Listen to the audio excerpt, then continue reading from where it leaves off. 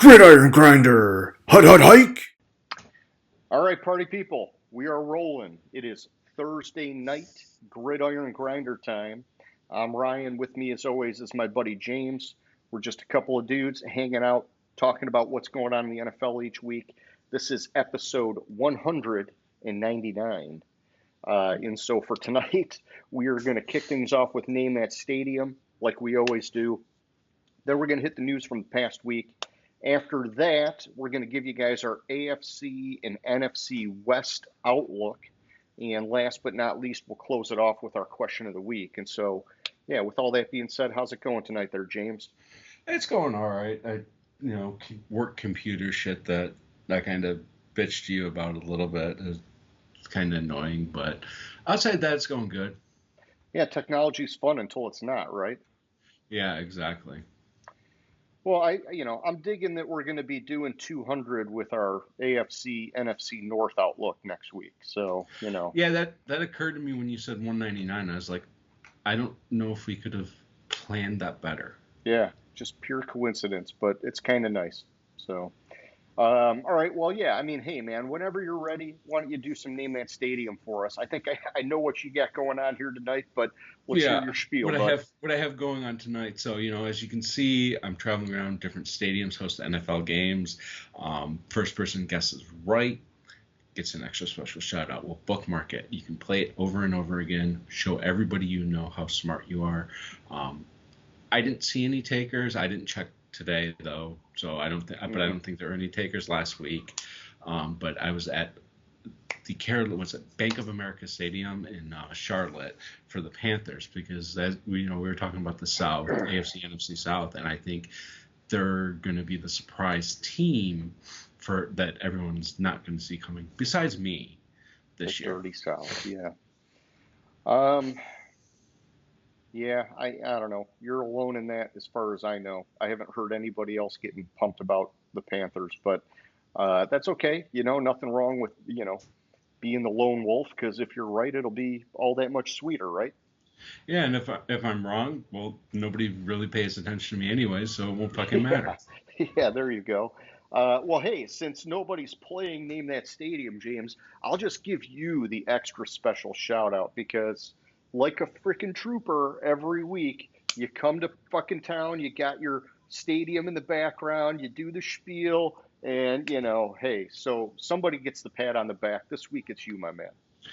Finally, somebody gets a pat on the back. I mean, it's been like a year and a half since anyone guessed, Yeah, so I mean, I'd like to create just a bunch of dummy profiles and start guessing from them every week. And so we could just be like, oh, J-Rad 93, congratulations, you nailed it. Oh my gosh, like whatever. But, who's got time for all that? yeah, I ain't got time for all that shit. Maybe that's something we need to have our AI working on, James. And I got to keep saying AI like we talked about a couple weeks ago. The more we say it, the more the YouTube algorithm will pick up on the video and move us to the top because AI is all the rage right now. But maybe we Yeah, could well, get some AI, just start creating a bunch of fake profiles to play Name That Stadium for us. so I tried to work on that with our AI, and its response was nobody watches your video. They're not going to believe it's real. So the AI said no, it won't do that Wow, what a because the jerk. because the AI is just a big jerk right now. Yeah, fuck that shit, man. Okay. Um, damn. Okay. Well, that's it for AI then. I hope it fucking sucks and minds its own business. No, So, we'll still use the AI. No, nobody sees the behind the scenes on how much we actually use the AI in our analysis because AI is the huge rage right now. yes, yes. AI, AI, AI. All right. So, yeah, let's keep it going here and let's do our recap of the past week, James. I know you said there's a few things that have happened since this past week. Why don't you start it off for us, man? So like the biggest thing was JJ McCarthy. Probably one of the biggest things was JJ McCarthy. He hurt his knee. They thought they were going to be able to do a repair of his meniscus, but it turned out that they had to. I'm sorry, not a repair. They were going to do a cleanup of on his meniscus, but it turned out that they had to do a repair, so it's basically ending his season. So the Vikings are going into the season looking like Sam Darnold's going to be the starting quarterback. Which, I mean, I think a lot of people were expecting him to at least start week one anyhow. So, Mm-hmm. it doesn't change a ton there, but, it does change. Obviously, J.J. McCarthy won't get those valuable rookie reps, and Mm-hmm. it just slows down his development a little bit, because he's not going to be able to do anything on the field. So, Yeah, the other big one was, and I actually feel bad for Matt Milano, linebacker yeah, for Buffalo. for Buffalo. So he's trying to come back from a broken leg or fractured leg, whatever. And in practice, I think it was in practice and during the joint practice with the Steelers, he tore his bicep and is likely out for the season. Not completely out, definite that he's out for the season, but it's likely he'll be out for the season. And sticking with Buffalo, so Chase Claypool had been placed on the IR a couple days ago by the Bills, and they negotiated an IR release with him. Okay. So he looks like he's no longer with the Bills. Rumor is he's flying to Canada to play in the Alouettes game this weekend. Kidding about that part, but I wouldn't be surprised. Well, yeah, I mean, hey, anything to stay relevant, right? Yeah. Yeah, I mean, he had such a promising start to his career, and then it just kind of fizzled real fast. But yeah, with Milano, that's a defense that's already just sort of, it's like kicking them while they're down, right? Because they lost like 5 starters in the offseason, and now Mm-hmm. they're losing their starting linebacker. Oh, man. I don't know. It just gets worse and worse for Buffalo, man. I mean, it's really going to be all about, can Josh Allen just carry him to a Super Bowl? Yeah, it's getting worse and worse for them. Kind of sucks that it looks like McDermott's not going to make it through the season now with all the shit that's going on. But now he has an excuse. I lost Milano. He's my best linebacker, Yeah. and I lost him for the season. Blah blah blah.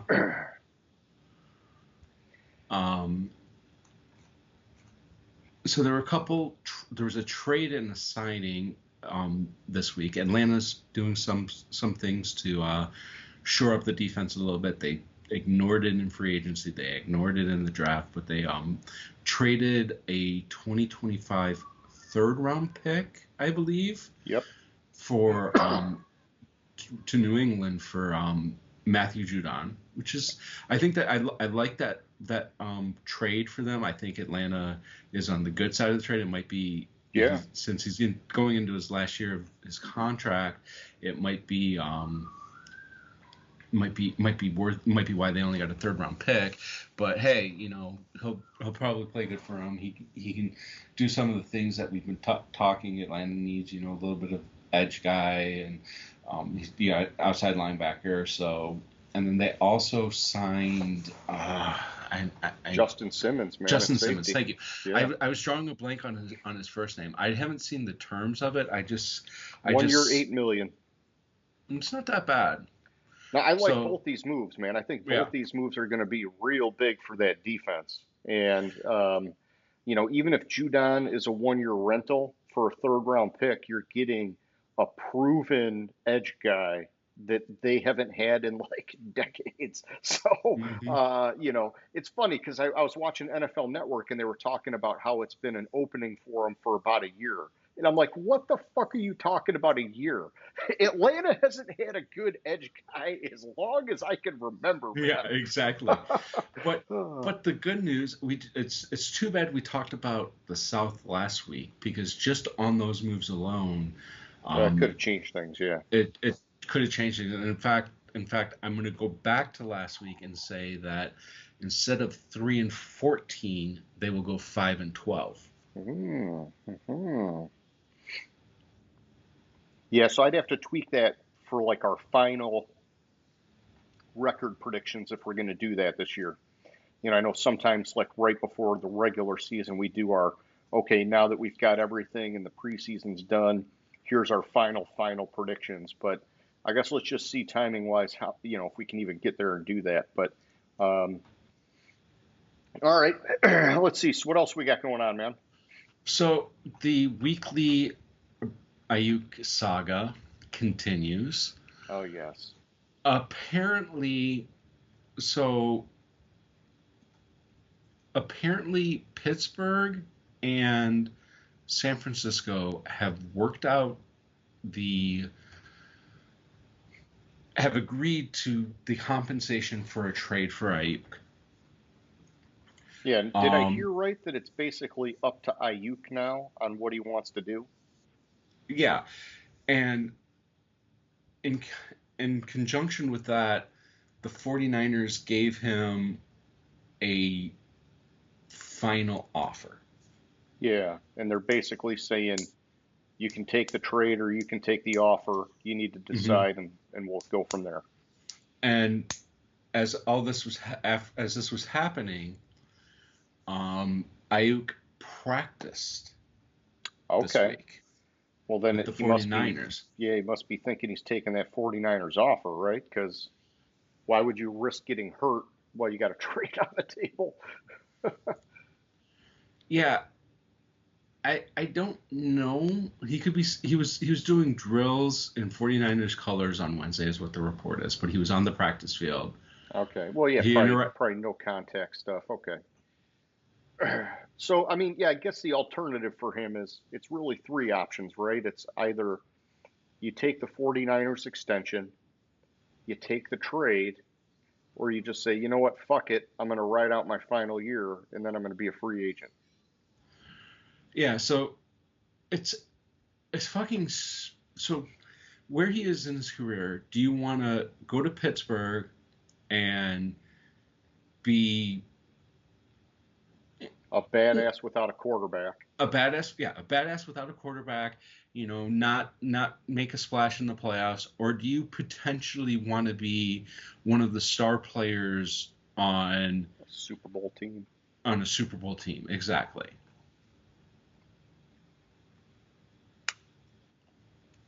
So, I mean, we'll see.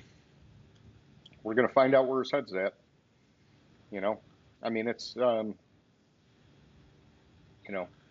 some guys it's the money, some guys it's the fame, some guys it's whatever else. But, I don't think there's a right or wrong. It's just whatever he wants, So, because there's no guarantee either way. If he stays with San Francisco to chase the Super Bowl, no guarantee they get there.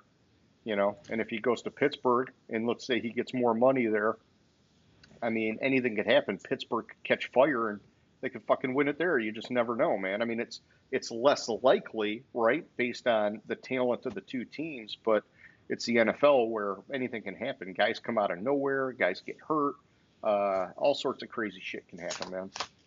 Yeah, all sorts of crazy shit can happen, but I don't understand the whole, like, before you put ink to paper or you have a trade in place, why are you out there doing drills? Yeah, well, I mean, he was doing the hold in, right? So I guess maybe if you're holding in, you're still probably conditioning. You're just not going to take any hits. Right, but he was doing drills with the team, and he was participating and interacting with his teammates for the first time this offseason. Yeah, if he's putting himself at risk, then I don't know.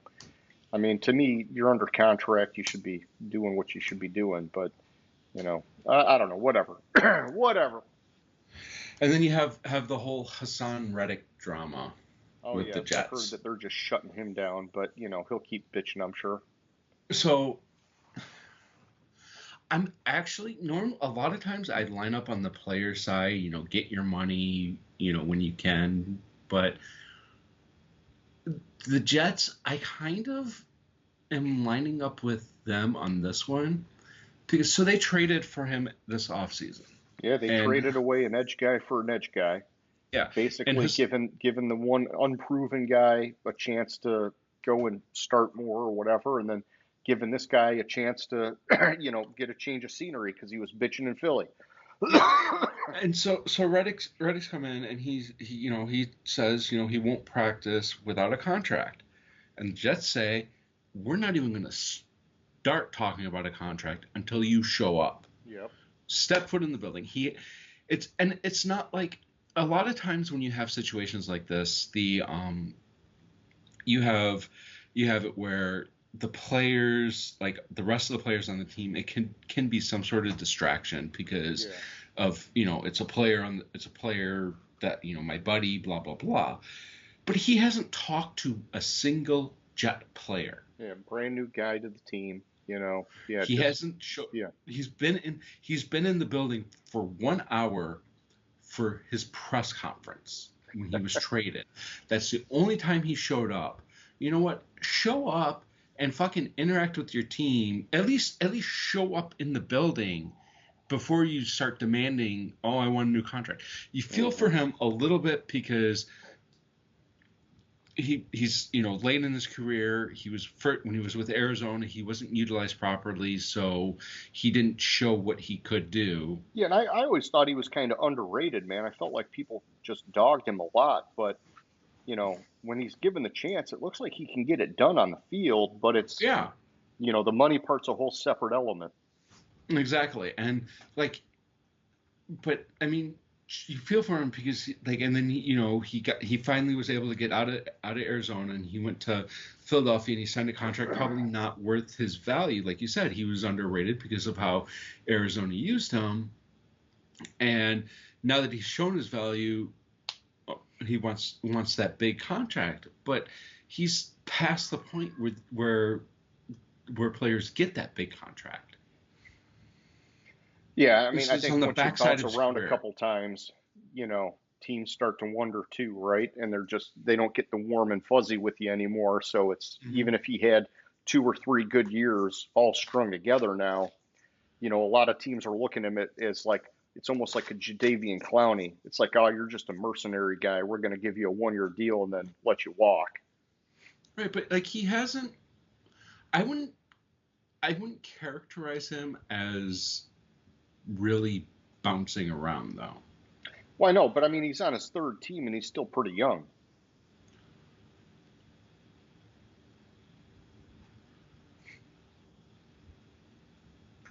I want to say he's been in the league for like.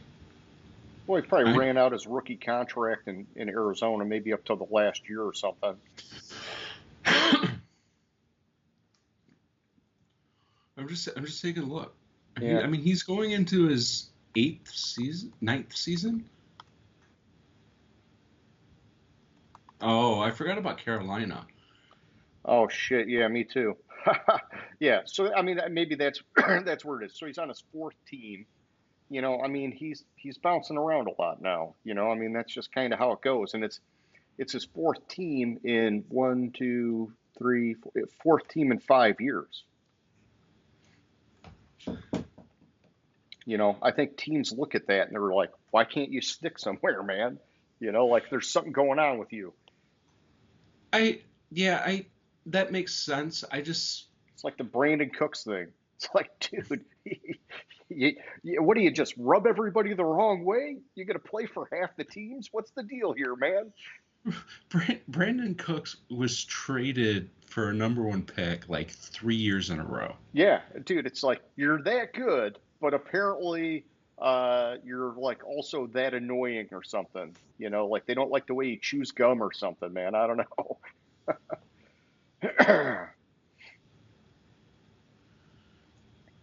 Yeah, I'm just looking up his contracts. Yeah, while you're checking that out, I'll just point out I saw the Cowboys, made some additions for their defensive line. They signed edge guy Carl Lawson. Not like shattering the world here, but Carl Lawson's a good contributing player.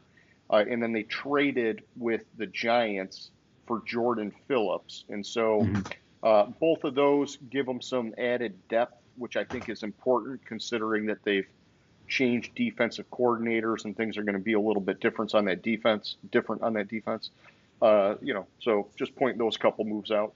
All right, we're back, man. Yeah, All right. you were. Wait, weren't you looking something up? You were looking up like Brandon Cook's contract, or no, or was it Hassan Reddick's Yeah, contract? I was looking that up, and there's nothing really. Like it was like his biggest contract was a 3-year, 45 million Yeah, with the Eagles. Outside of that, it was nothing really. His rookie deal, and then a yeah. And 1-year deal. what's he in the last year of that with the Jets now because they traded him? Yeah, he's in the last year of that with the Jets, and basically, if he doesn't show up, it's suspended till he plays. Yeah, I mean, if you get traded in the last year of your deal, it Hmm. seems like you don't have a whole lot of negotiating power. You're No, gonna have to ride that year out, and then you go from there. Which, if you have a great year, well then, hey, you're gonna hit the home run in free agency. But man, I wouldn't be making too much waves if I were him, unless he's no, worried that he's gonna have a shit season, and then that's another concern. yeah. Well, I mean, the Jets are going to jet, so. I think he could have a really good year in a Robert Mhm. Saleh defense, man. I think he could have a great year in that defense in New York. That defense, they didn't win. They didn't win that many games last year, but that defense was still fairly solid last year. Yeah, that defense kept him relevant, man. Hmm. I mean, Saleh is a good defensive minded guy for sure. Yeah, and then I was also going to Addison, who may Oh be yeah, yeah. suspended anyways, tweaked his ankle in practice, and I hadn't seen much about it, and I just um, looked up the article, and according to O'Connell, the coach, he doesn't see him missing any extended time or anything like that. So it's not too serious.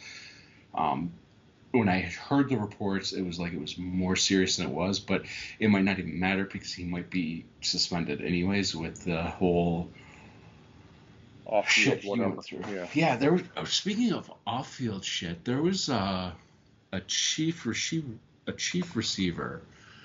Might have been Hollywood Brown. Hollywood Brown got hurt. He got hurt. Yeah, he might miss week one, they're thinking. Yeah. Okay. So he got hurt, but there was a chief. Was it Rasheed Rice that like pled not guilty to like 8 felonies? Oh boy. Uh,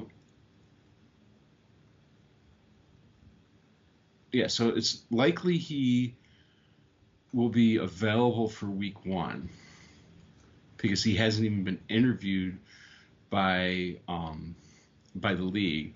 Yeah, stems from 8 felony charges pending against him from a street racing incident in March that left Oh boy. multiple people injured.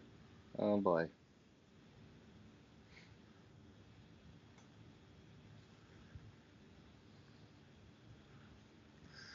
These guys So are YOLOing too hard, James.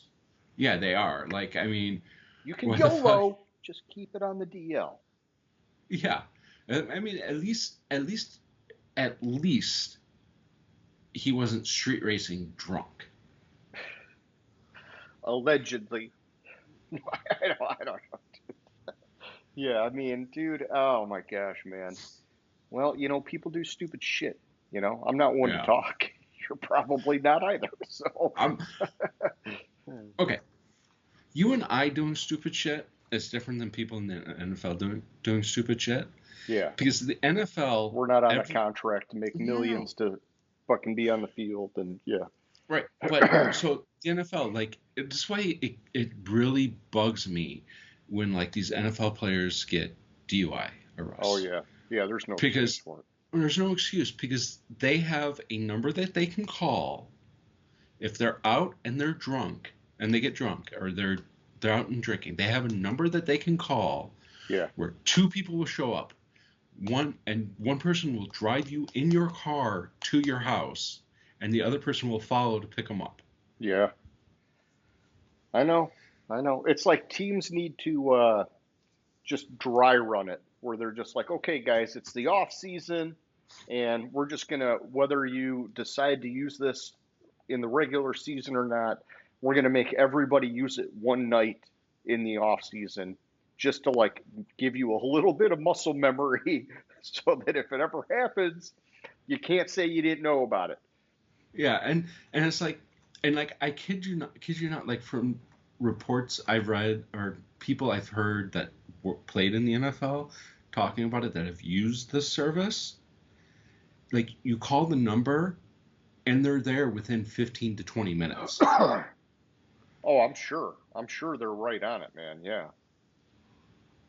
So, I All mean, right. Well, back to what the they need to news, do man. is they need to hire people just to go to the bars with these NFL players and say, "Oh, you're drunk. I'm driving." Yeah. Oh, that was your eighth. Okay, I'm taking over. Yeah, but Yeah, yeah. Well, hey, I mean, technology one day, going back to AI, we'll just have like a program in the car or in the key that says, "Oh, you've been at a bar for an hour. We're just gonna deactivate now." So we're just going to assume that you've been drinking, so we're going to deactivate now. or what's that? Require every NFL player's car to have the Oh, interlock like system on there? like take a breathalyzer. Oh man, Yeah. yeah, that'd be bad. That'd be real bad. All right, so James, I did see that the Browns extended linebacker Jeremiah Owusu-Karamoah. He's getting a Hmm. 3-year, $39 million extension, 25 million guaranteed. I think that's good, man, because when he's been healthy, he's been really good for them. Yeah, you know, I it's good, but like I don't have. I'm getting less and less faith in the Browns this season. The more I Because see, of like, Watson. great. I think it is. I think it really is because of Watson. Like, Yeah, and who knows what's going to happen with Chubb, right? Because he's coming off of that knee injury. but like the more the offseason goes on, the more I think I'm I'm gonna have to revisit their record I have I before got you. next week's show. I got you. Well, that's all I had news-wise, man. You seeing anything you want to hit before we move on? Um, like the only real thing, it's kind of it's NFL. It's Harbaugh. He wants to hire Kaepernick as a coach for on the Chargers staff. All right, bring him back. But what for the Chargers, like the analogy I seriously heard because like basically like if he wants to go back to the NCAA in the next 5 years or 6 years, that college has to show They got to close his case. no, they got to it's show cause. So they have to convince the NCAA that it's right to hire him because of all his violations that he had at Michigan, and including his whole drone spying issue and the camera and the sign stealing, camera on the sidelines or fake people wearing fucking hats of other teams Yeah, that were sneaking onto other figuring out teams' their sidelines and signs shit. Yeah. and shit like that. But the best analogy for Harbaugh, with Harbaugh, like, and then he was supposed to be an honorary captain for Michigan's home opener, and I think Michigan pulled the plug on it, realizing the optics of it. Okay. With all these like letters that the NCAA or allegations of violations that the NCAA has been sending to Michigan, how big of a fuck you is that to the NCAA if they bring Harbaugh back on the first game with all the shit that's going on as an honorary captain? But Harbaugh said, "I want to focus on the Chargers." Ultimately, my point is, I heard the best analogy of Harbaugh. When you buy a boat, the best day of owning the boat Oh yeah, no, that's the one. Yeah, is the day you buy it. Then you realize all the maintenance and shit you have to deal with for it, and the second best day is the day you get rid of it. Oh yeah, oh yeah, yeah. Harbaugh. Yeah, he does bring a lot of drama, man. That's for sure. Yeah. So, and the last thing I had was Will Reichard, the kicker for the Vikings, had his first NFL field goal attempt. Blocked. Mm. It was a 36-yard field goal. So his career's fucked because you know how His- kickers are. He's only one of his 390 in college, 397 career attempts, field goals, or extra points had been blocked. One of 397. Yeah. So now it's in his head. He's done. And he got the first one blocked. And it was a 36-yarder, which is just like It's what? makeable. That's an extra point. Yeah. It's a little chip shot and blocked. Well, it was nice knowing you, Reichert. Uh, hopefully you're headstrong, because a lot of kickers, oh, this would ruin them. Only because it's the first one, right? Only because it's the first one. If it was like number 10, it'd be like, okay, whatever, because he's just into the swing of things. But because it was the first one, he is fucked. Yeah, so it's I could not imagine having my first even being in the preseason. This is like this is my dream job. Yeah. Oh shit! I just fucked up the first thing I did. Well, it's not his fault it got blocked.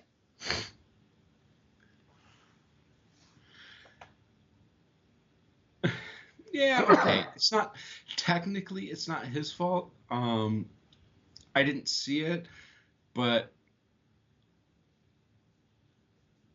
yeah, okay, it was. I'm just reading it.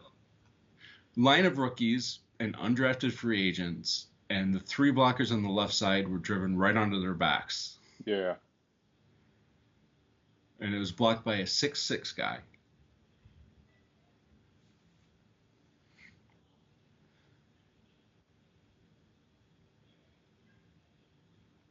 I think he missed. Oh, he made his next one, which was a 38-yarder. All right, so he might be okay. He might be okay. Yeah. If he made one since, he might be fine.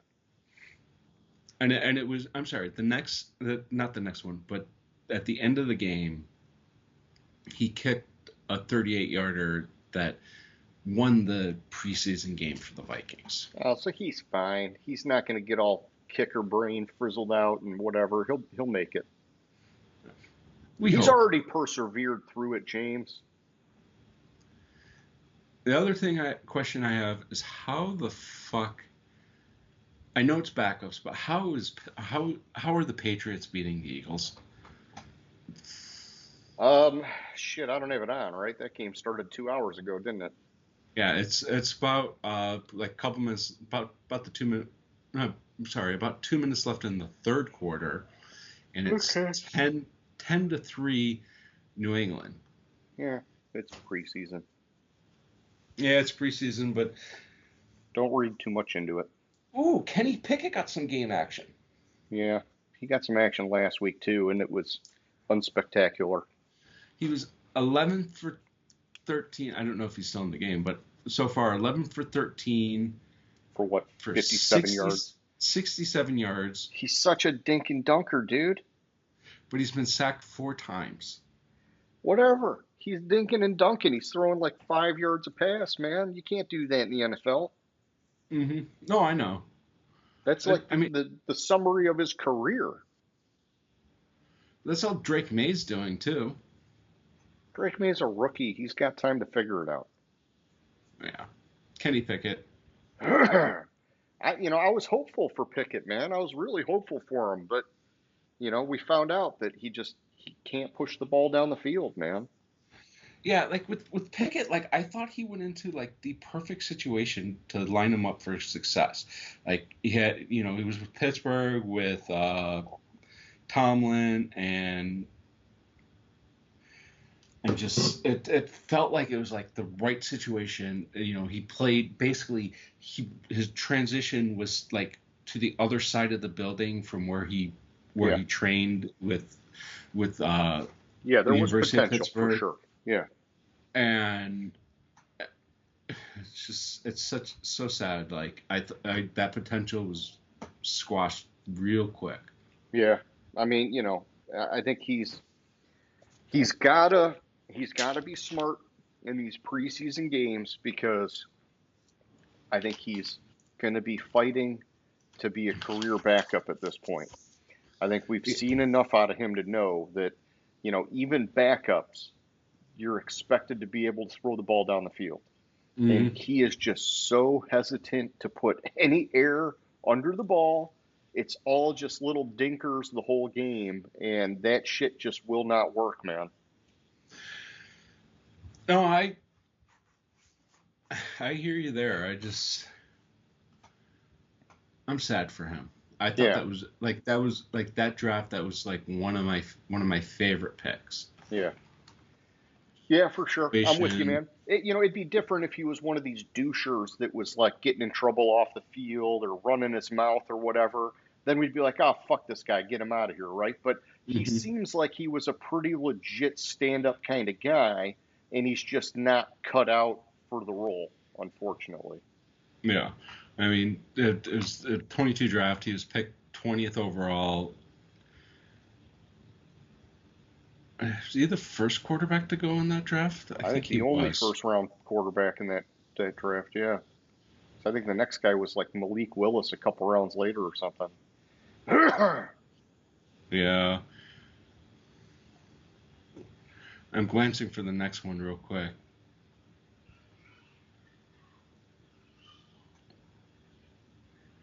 The next one was Desmond Ridder, it looks like. Okay. In the third round, 54 picks later. Gotcha. Willis went 12 picks after Ridder Gotcha. in the third round as well.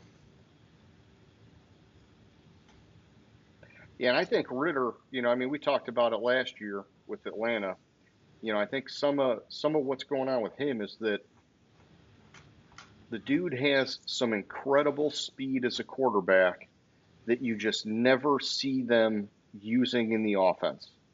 If he can get into a position where they have more designed runs for him, he could have some kind of potential, but and I don't know. I mean, he's backing up Kyler Murray now, I think. So it's like maybe that's a good spot because you kind of have a mobile quarterback backing up a mobile quarterback, but they just haven't used him that way so far. Like Atlanta didn't anyhow. And Yeah. and I think his arm talent needs to be developed, but I think that when you have a guy at quarterback with that kind of blazing speed, you should try to use it while he's figuring out how to pass the ball so that he feels like he's contributing somehow.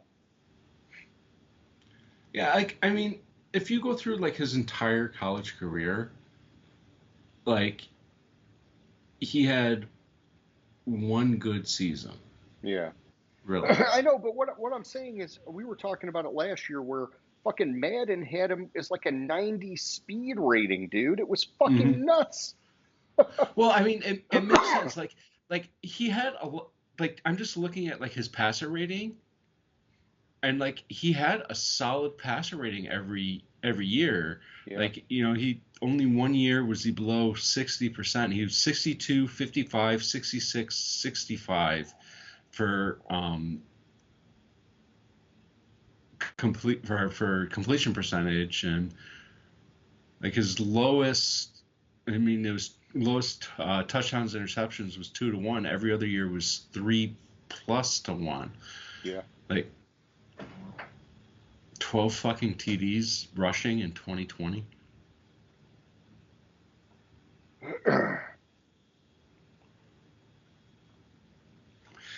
Yeah, I don't know. I was really high on him, on Ridder coming into that draft too. Yeah. But I mean, I just thought there was some like sleeper potential, right? But also going to take some time to unlock, and we're just not seeing it yet. But that's okay. It's tough. There's guys like that every year that you kind of get a little excited or hopeful for when you see some of the talent, but that maybe they're a little raw or whatever. They got to be in the right scenario to unlock it all, and it doesn't always happen, man. So it's a little bit of a tangent, but I just saw this article of like sleepers. Yeah. And for one of fantasy. this, for fantasy sleepers, and one of the this is the headline: Deep Fantasy Football Sleepers. Michael Penix Jr., Bryce Young. Yeah, so it's interesting you say that, right? Because I just saw something the other day talking about Cousins and Rodgers, and that they were saying, statistically speaking, both of them have a way uphill battle because I guess only one quarterback of the last 30 years has successfully come back and played a season after an Achilles injury. Mm-hmm. So that's, and then Penix. I'm hearing a lot of people are like some of the behind the scenes is that they knew that Cousins was going to be a risk for this year, and that could have been like the benefit of having a guy like Penix is that, well, maybe he will get some time on the field. It just might have been later in the year when maybe Cousins re-injured the Achilles or whatever, but nobody knows, man. Nobody knows. And I think the science is different and better now, but still, dude, it sounds not good for either of those guys' chances, unfortunately. Yeah, I know, but but that's really why I'm tempering my expectations on the Jets. Well, yeah, no, and I was high on the Jets, but now that after hearing all that, it makes me think, fuck, man. If Rodgers only played like 6 games or something, they're doomed, dude. It's just like last year.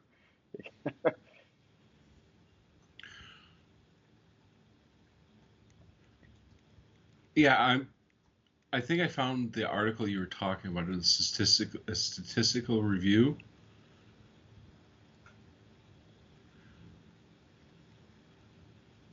Yeah, see, I think I heard it on NFL Network, so I'm not sure that I read it anywhere, but they were saying like only one quarterback, and they didn't name who it was, but they said only one quarterback had a successful year after an Achilles injury in like the last 30 years. And so I don't know how many of them had an Achilles injury. And so it's like, how big is the sample size to look at? I'm not 5. sure. The sample size is 5. I mean, that's a small sample size, so maybe I'm not as worried about it now that you say that. Yeah, it's a extremely small sample size, and I think it does. What I found doesn't. It's not stating who it was, Okay. but I think it was Dan Marino. Well, I don't Dan, know, because I thought Marino was done after the Achilles. Marino tore his Achilles in 1993. The 1994 season, he started all 16 games. He had a 63% completion percentage, about 4,500 Okay. yards, 30 touchdowns, 17 interceptions, and so I think it was So he did Marino. good. Yeah. Well, And yeah, they the would team was it would 10 make and sense. 6. Yeah, because I mean that's a good year. That's a good year coming off an Achilles. That's a good year Yeah, for anybody, and especially in they that were era when everybody ran the ball. and they were 1-1, and well, obviously 1-1 because they didn't win the Super Bowl, but they played 2 playoff games Gotcha. that year. Yeah, see, I don't know. I always thought Marino, the injury, maybe it's just they stacked up on him at the end of his career or whatever, but um, I thought the Achilles was the one that finally took him down, but I don't know. It was a long time ago. Um, he only played 11 games in his final season. What was that?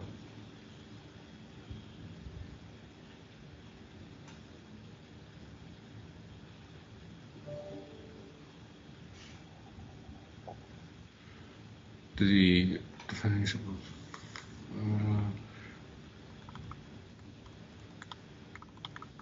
he missed 5 games due to a shoulder injury. That's why he missed 5 games.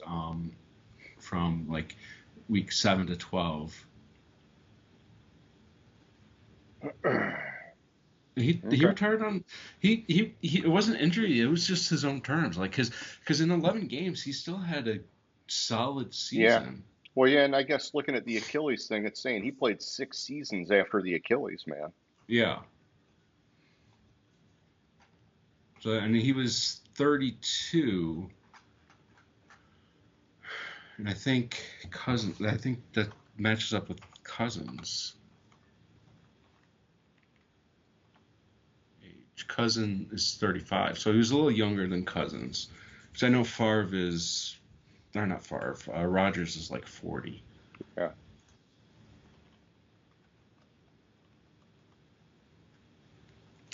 But yeah, so it's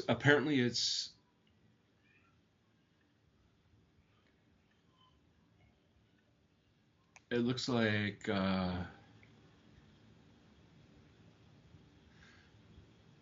statistical review and the sample size of 5 quarterbacks, average touchdowns per year coming back from an Achilles injury is 5.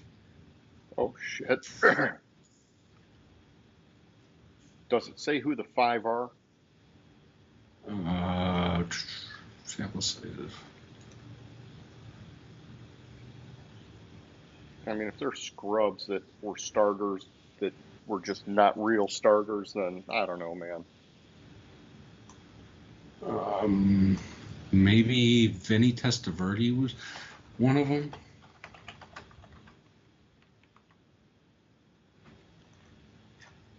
It doesn't say who. That's fine.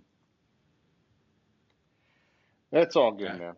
So Testaverde tore his Achilles in '98.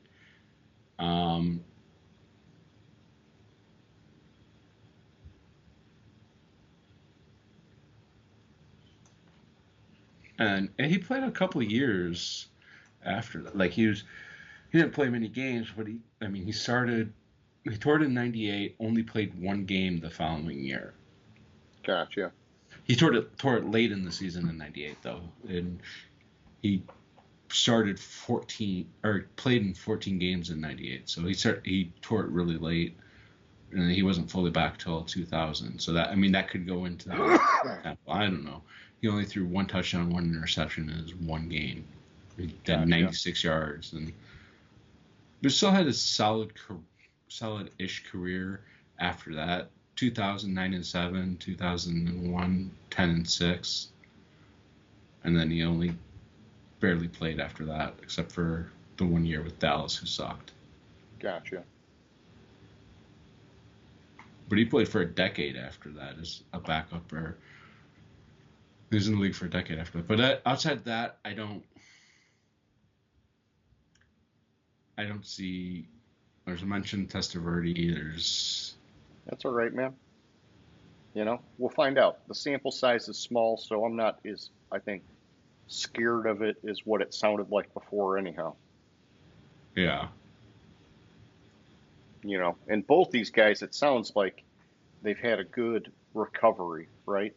Rodgers flirted with coming back last year. Whether that was all just for show, who knows? But, I've not heard of like any major setbacks from either one of these guys. All right, so I found the list of people in the NFL that have torn their Achilles. Okay. Is it just by quarterback? No. This is not. That is not what the fucking thing said it was. All right.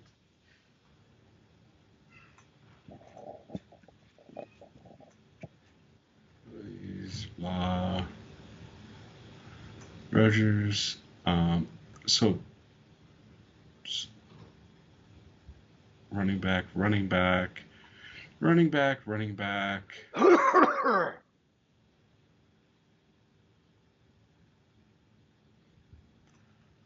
No, it's not the list. I thought it was, but It's all right, man. We don't need to beat a dead horse. We're going on an hour of the news. So, whenever you're ready, I can move it on here. Segue us. All right, we can move on. I know you're fixating. Oh, the sample size is even smaller. Okay, so you found it? Yeah, according to this, the sample size is 2. Oh, yeah, so you can't even. It's not even worth looking at, right? Yeah, it's Testaverde and Marino previously, and then now, And Marino was fine. yeah.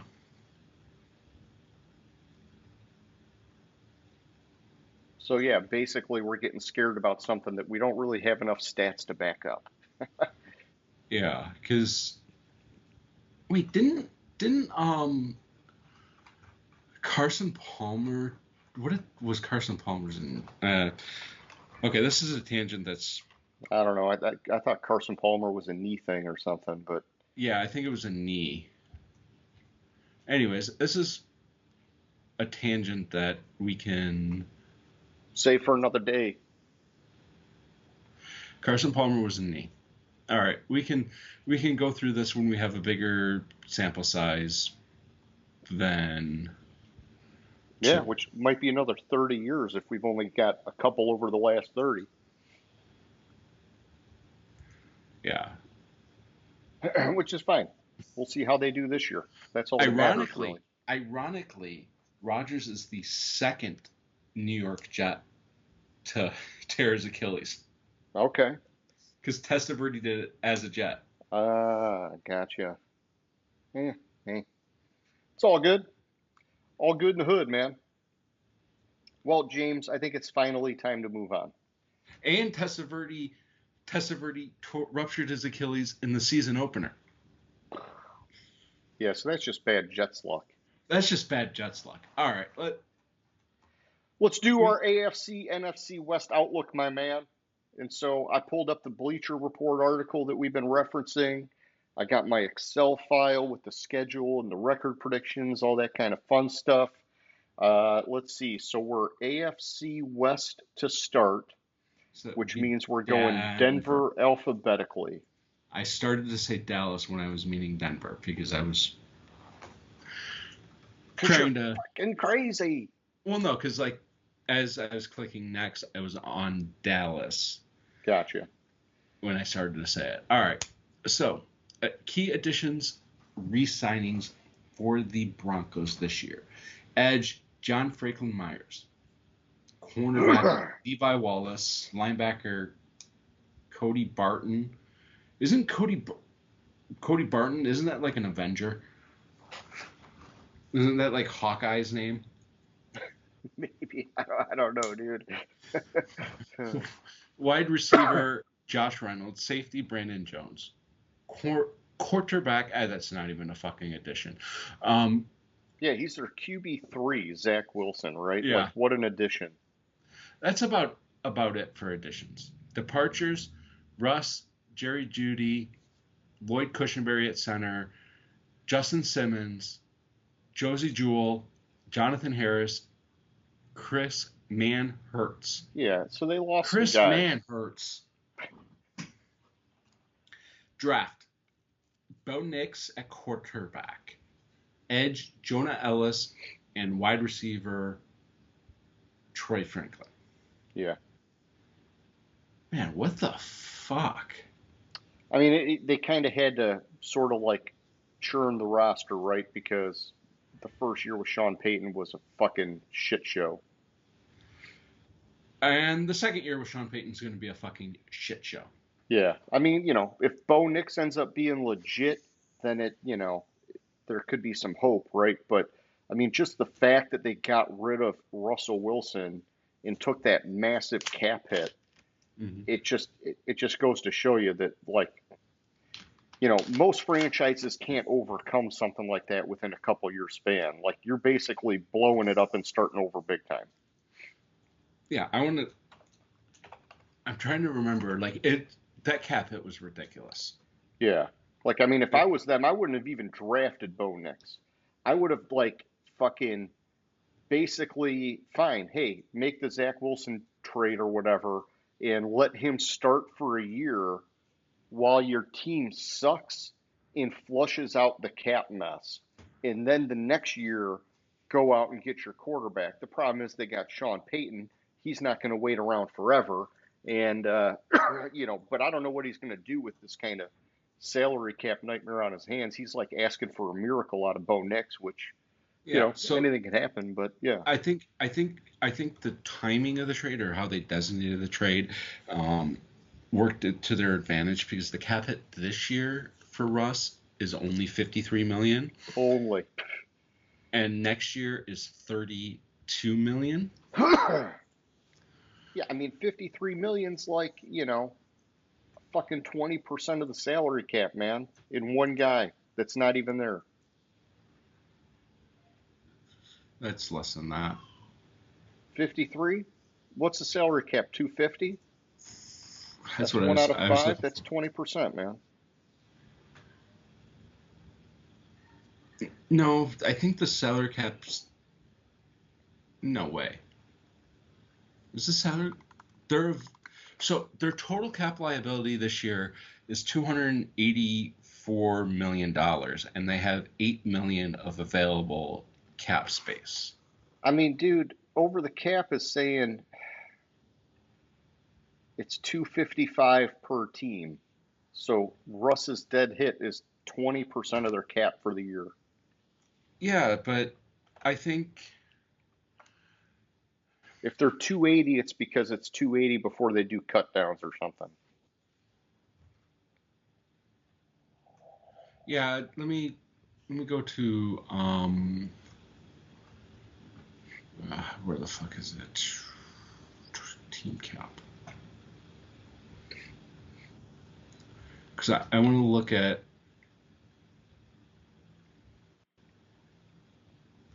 SPO track for that because that's Sure. okay. So their cap.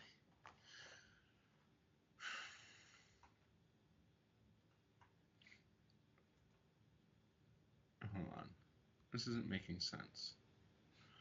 Their total cap is that money, blah blah blah. Okay, so their cap is 258 million because they have 3 million rollover or 1.5 rollover. So yeah, so the cap for the active roster is 258. Okay.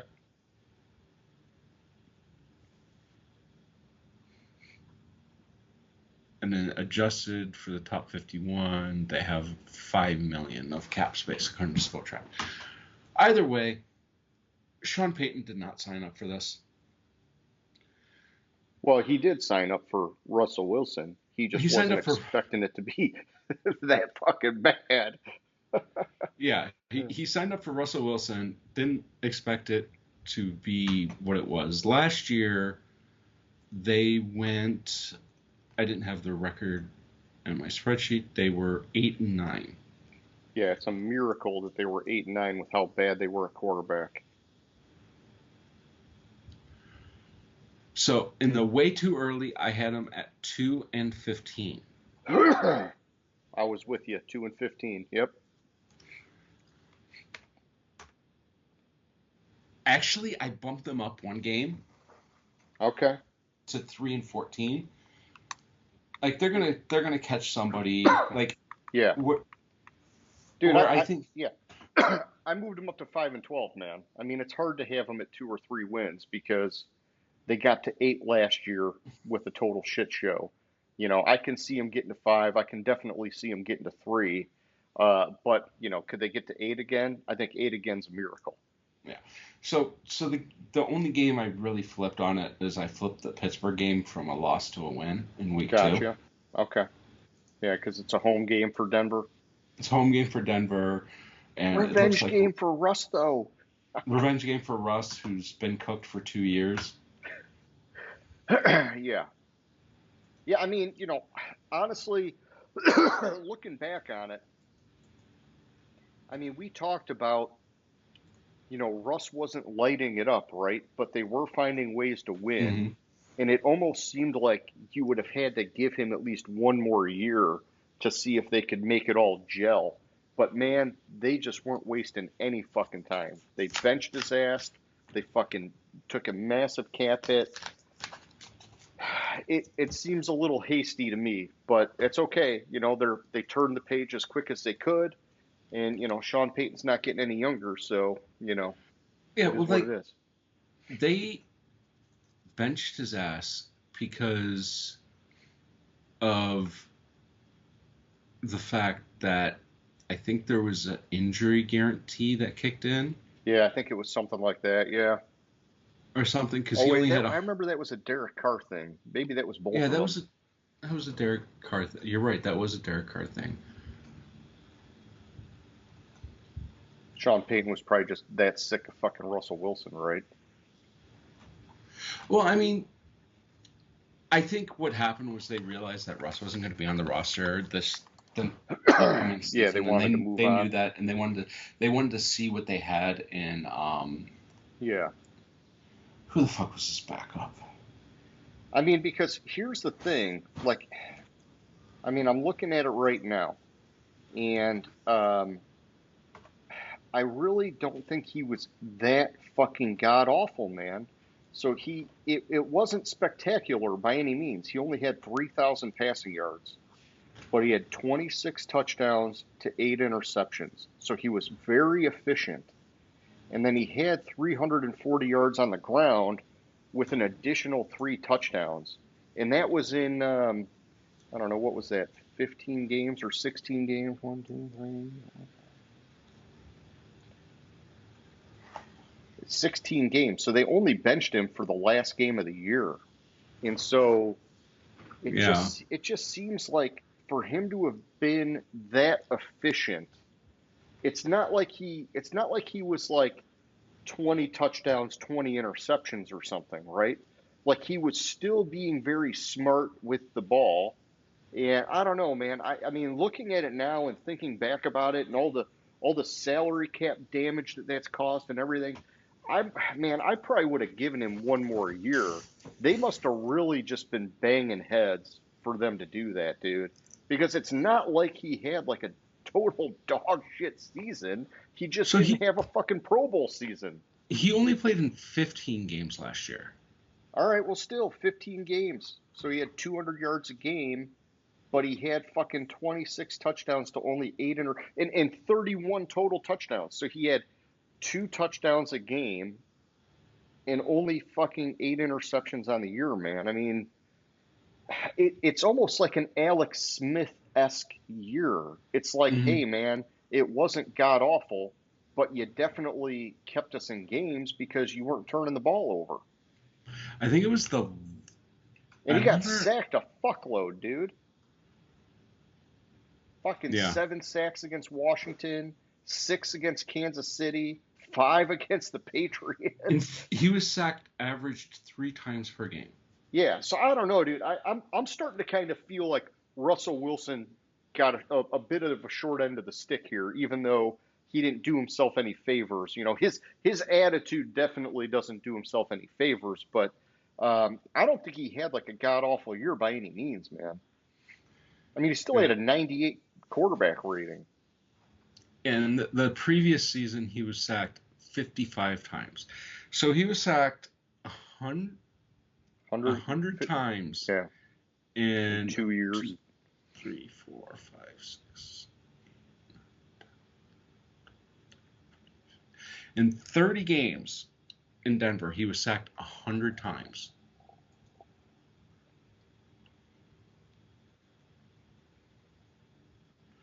Good Lord. So I think there's that changes my Yeah. opinion about his prospects with Pittsburgh. Because if he can be that Alex Smith type game manager in Pittsburgh, and Pittsburgh can have a Pittsburgh defense and maybe get the running game going, I think that's enough for sure for Pittsburgh to still be a playoff team. Yeah, I'll have to take a look at that. I don't think I actually sat down and broke down his stats like that. Yeah, no, and I never really did until now like this because it was always, you know, everybody just threw him under the bus, man. But and I'm sure I did too. But now I'm looking back at it and I'm thinking, man, he really wasn't that fucking bad, dude. I mean, there was an era in the NFL that these stats would have been fucking Pro Bowl stats, man. Hmm. There was a time in his career that these stats might have been Pro Bowl stats. Yeah, yeah, it's all right. I don't need to hang on to it too much, but either way, so I've got Denver going up to 5-12. I still think they're going to have a hard year. Uh, you know, with you at 3-14. I mean, I was at 2-15 originally, so I'm, going up to 5-12 probably a little bit generous, but I also think it's really hard to put teams that low, right? Like it's easy to do in the super early because you're like, oh, they're going to be fucked. But after you Hmm. kind of like simmer on it, you're like, well, yeah, it's like you said, they're going to catch a couple guys or something's going to fall in their lap or whatever. Um, but yeah, still an uphill battle for Denver. And some of it, man, I feel like they did to themselves now that I'm looking at it more. So I mean, they did it all to themselves. Yeah, they So did it all themselves. All right. Next would be the Kansas City Chiefs. okay, They signed Marquise Brown. Irv Smith was a re-signing. Not even worth mentioning. Not even worth mentioning. They re-signed Chris Jones. Derek Nnadi yep. and Tranquil was on the team. Re-signed Tranquil. Oh, you skipped over your boy. Not even worth mentioning. Departures, they lost L'Jarius Sneed, That's a big one. big one. Donovan Smith, That's a fairly big one. He fairly big still one. contributed. Willie Gay Jr., that's a pretty big Yep. one.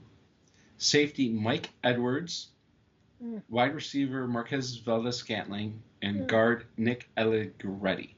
yeah, I think he played some games, but yeah, There was a time last year where I think it was MVS was the only one that could catch the ball.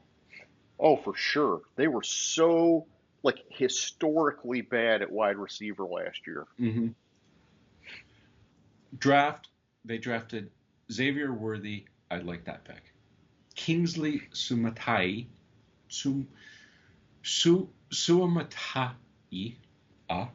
however the however you fuck you say it, pronounce yeah. it. And the last one's not even worth mentioning. I mean, maybe a successor for Kelsey one day, but tight ends are so hard to hit on. Yeah.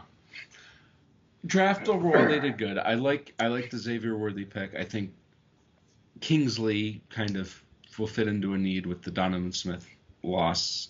We'll see how well he does transferring to a pro offense. Free agency, hey, like they kind of had to pick and choose which vets to sign, which vets to Yeah. keep. Like they don't have all the cap space in the world. Didn't have all the cap space in the world, and I mean, they have like some kind of like writer and oh shit, they have 18 million in cap space this year. Shit, Yeah, that's pretty good, man. that's pretty good. So some of these contracts must be back ended. Yeah. Yeah, I mean the Yeah, like Chiefs. It's you can just never count them out because of Patrick Mahomes, first of all, right? But mhm. even then, Andy Reid has been a phenomenal coach, and they've done a great job every year finding guys in the draft that step up and take on roles. And so, you know, like unless this is the year where it all flops, you got to think that these guys are clearly going to be another Super Bowl contending team. Yeah. So I'm actually looking at their cap hits this year, and like this is like exactly what you and I say you should do. Their top three cap hits this year are their quarterback and both their tackles. Yeah, and then where's Chris Jones? He's got to be pretty close, right? Chris Jones is only a $7.3 million cap hit this year. He's 1, 2, 3, Oh man, 4, they got him 5, on a 6, fucking sweet deal 7. then. He's seventh overall. Okay. But yeah, you got your fucking stud quarterback and you're protecting his ass. I'm sorry. Their their right tackle and their left guard, Okay. not their Still, left tackle. you're protecting his ass. They're protecting his ass. Um, And they So had this, to, right? Because they got embarrassed in that Super Bowl against Tampa Bay. And I mean, Mhm, that showed right then exactly. and there. It was like, dude, you better fortify that line or you're going to be susceptible to teams figuring you out again. Yeah, so it looks like the big start of the cap hits for Chris Jones starts next year. Okay. And Mahomes has some kind of rider in his contract that like basically his contract becomes guaranteed. So on March was it 20th this year, his 2025 contract became guaranteed. Okay. So like and also like he has 2 void years now. I thought he only had one.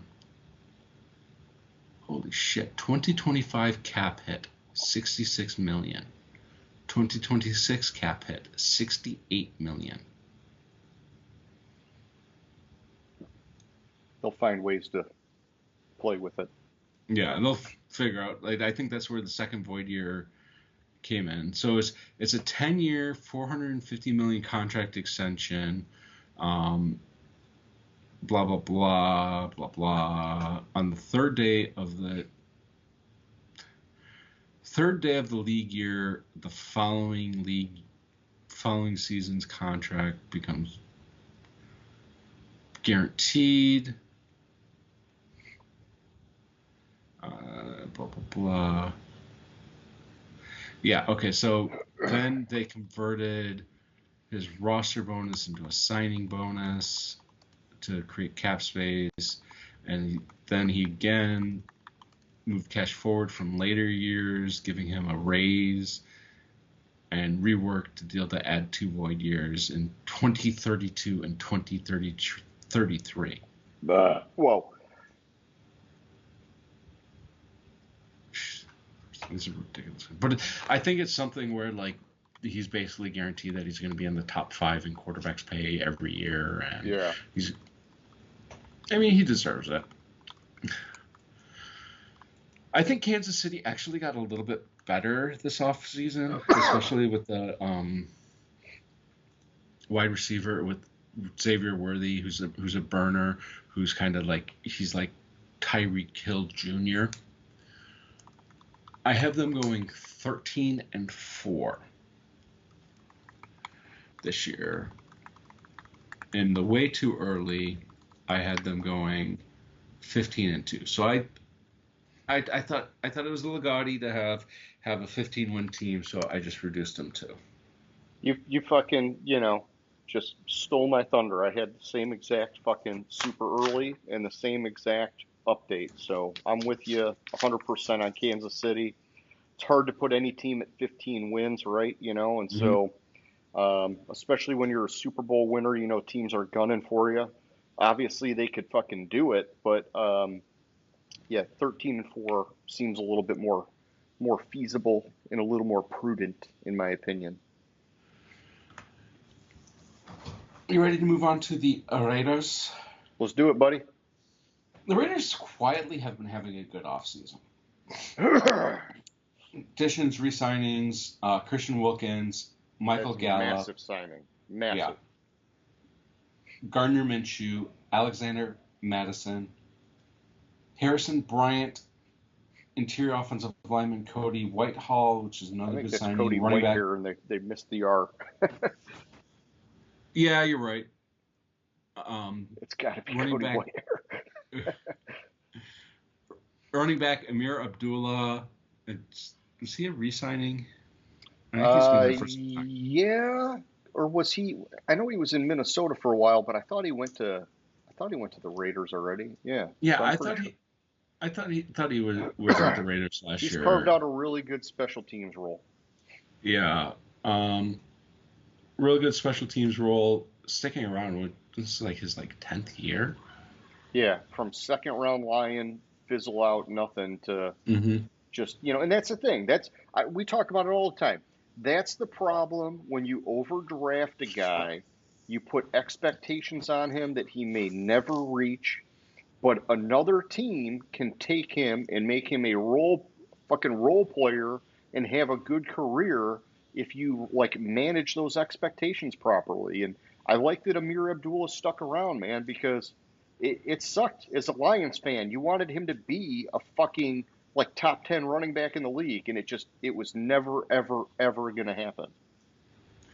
Yeah, so this is his 4, 5, 6, 7, 8, 9, 10, 11, 12th season. Wow. Yeah, fucking goddamn good for him. Not only, as a Lions fizzle out guy, but just a running back in general to make it 12 seasons is impressive. Yeah. So this is his third season with the Raiders. Basically, actually last year, according to the stats, they didn't use him in the returning game last year. Okay. I know he was big on the return game in Minnesota, but yeah, maybe the role has evolved or whatever, or who knows? Maybe he's doing other things on special teams.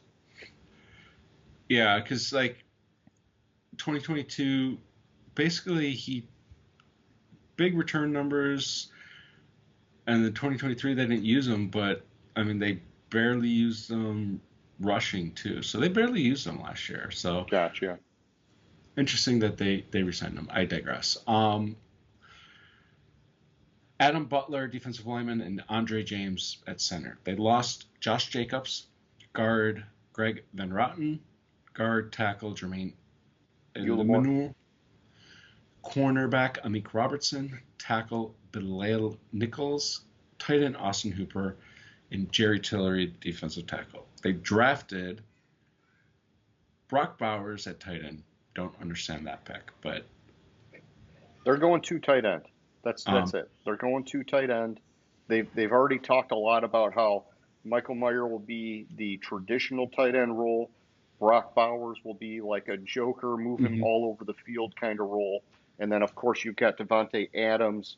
It takes pressure off of their other wide receivers, and maybe lets them do more of the things they want to do offensively by having the 2 tight ends on the field. Yeah, we'll see who plays quarterback for them. They also drafted 2 interior offensive linemen, Jackson Powers Johnson, which I thought was a solid pick, and Delmer Glaze. They needed both those guys. The offensive line looked like it could have had a gap if they didn't do that. So, and the way too early, I had them at 7 and 10. Okay. When I actually put numbers to it, my model actually took them down to 5 and 12. You and me are converging, my man. So super early, I was dogging them, and I had them at 3 and 14. After letting it simmer a little bit and looking at everything, I bumped them up to 5 and 12. And so, we're kind of getting more into alignment. I think that Antonio Pierce had a great run as the interim head coach. I think the players like him a lot. I love what their defensive line is starting to look like. I think that we need to see some of the questions at quarterback be answered before we can say they're going to be a 500 or better team, right? Mm-hmm. Exactly. And I kind of want to see Antonio Pierce not do it as the interim also. Yeah. Like, they played well for him after they fired McDaniels, sorry. Yeah. I was like... But now the pressure's on because he's the guy. Exactly. So, then we have the Chargers. I completely disagree with this fucking free agency grade that Bleacher Report gave them. That's ridiculously high. I thought they had a terrible free agency. They signed Gus Edwards, Hayden Hurst, Bradley Bozeman. Some of these are re-signings. J.K. Dobbins, Denzel Perriman, cornerback Christian Fulton, Will Disley, DJ Chark Jr., edge Bud Dupree, and that's a fucking joke. Departures. Man. Yeah. Departures. Austin Eckler, Keenan Allen, Mike Williams, linebacker Kenneth Murray, linebacker Eric Kendricks, center Will Clapp, tackle Austin Johnson, and tight end Gerald Everett. Now, their draft, the biggest thing with their draft, they had a solid draft. I just wish they would have done it the other way, and they would have gotten a better wide receiver. They drafted Joe Alt and then Lad McConkey Yeah, and linebacker Junior Colson. because Decent. they could have gotten starters in either order, right? Mhm. But because they lost Keenan Allen and Mike Williams, you really wanted to see them get a more premier wide receiver than Lad McConkey. The biggest thing for them is they have a new head coach. They got rid of Brandon Staley. Finally, we've been Yeah. saying that he probably should have been fired 3 years ago, but that's okay. 2 years ago, then they got Jim Harbaugh, who goes in and he does like his record. We talked about this. His record, the first year of 2 years after taking over a team, the team's significantly improved. Yeah. Um, and And I think this offseason grade could be fine. It's just it's all going to depend on what these guys end up doing, Mhm. because there's a lot of talk that Gus Edwards could end up being a workhorse back, and then Dobbins is the change of pace guy. If they could make that work in Harbaugh's offense, that could be actually a really good underrated combination. Hayden Hurst to replace Gerald Everett, I'm okay with that. Yeah, I did that like one's an Everett's upgrade. upside, but he's a seasoned veteran. Bozeman, solid center. He's replacing Corey Linsley, which, he, whatever happened, I think retired, which is why maybe they're not showing him on here. But, Shark, he can be a number 3 wide receiver, no problem. They do still have what's his face that they drafted last year.